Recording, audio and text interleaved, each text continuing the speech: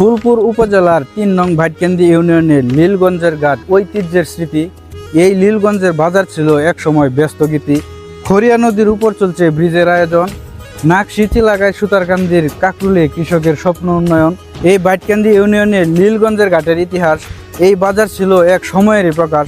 এক সময় ব্যস্ত ছিল এই লীলগঞ্জের ঘাট। আজও চলে এই বাজারে স্মৃতির জ্যোতিপাত।